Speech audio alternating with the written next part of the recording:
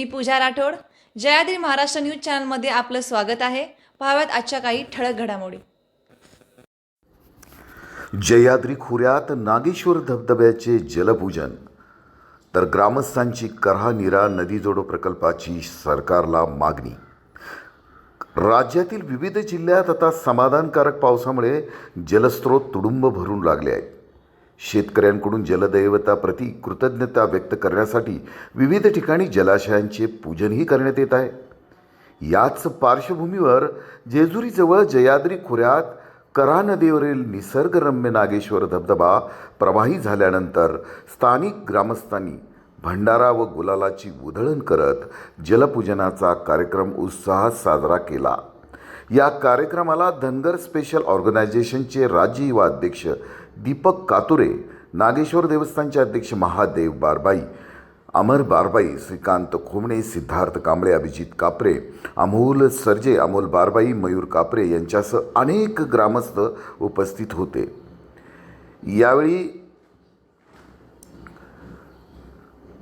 दीपक कातुरे यांच्या वतीनं शासनाकडे महत्त्वाची मागणी करण्यात आली. जयाद्री खोऱ्यात हा दुष्काळग्रस्त परिसर असल्याने करहा-नीरा नदी जोडो प्रकल्प प्रभावीपणे राबवून कऱ्हा नदीच्या पात्रात वर्षभर कायमस्वरूपी पाणी सोडण्यात यावे, अशी मागणी त्यांनी ग्रामस्थांच्या वतीने शासनाला केलेली आहे. या प्रकल्पाची प्रभावी अंमलबजावणी झाल्यास मल्हारसागर धरण, नागेश्वर धबधबा आणि ऐतिहासिक पांडेश्वर शिवालय परिसर वर्षभर जलयुक्त राहील. यामुळे धार्मिक व निसर्ग पर्यटनाला मोठी चालना देखील मिळेल.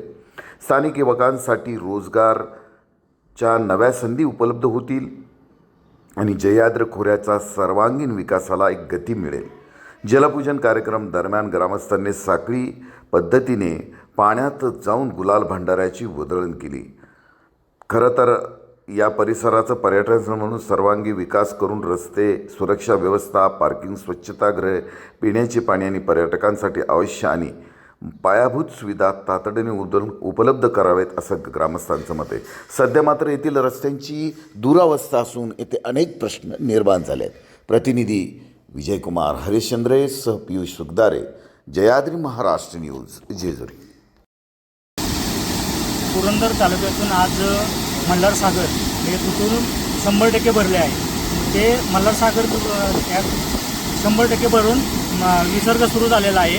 आज आम्ही ग्रामस्थांच्या वतीने कऱ्हा नदी, नागेश्वर धबधबा याचे जलपूजन केलेले आहे. तसेच शासनाला एकच माझी विनंती आहे, या ठिकाणी एक पर्यटन स्थळ म्हणून घोषित करावे आणि करहा-नीरा हे प्रकल्प नदीजलचा प्रकल्प हे पूर्ण करावे आणि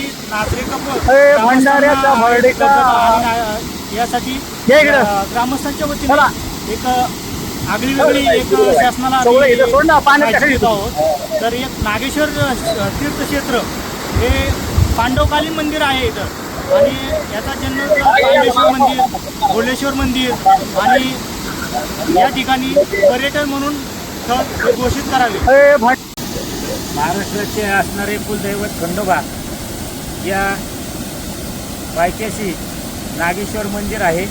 या नागेश्वराच्या मंदिराच्या शेजारी वाहणारा कळकरोल, कऱ्हा नदी आणि धबधबा आहे. या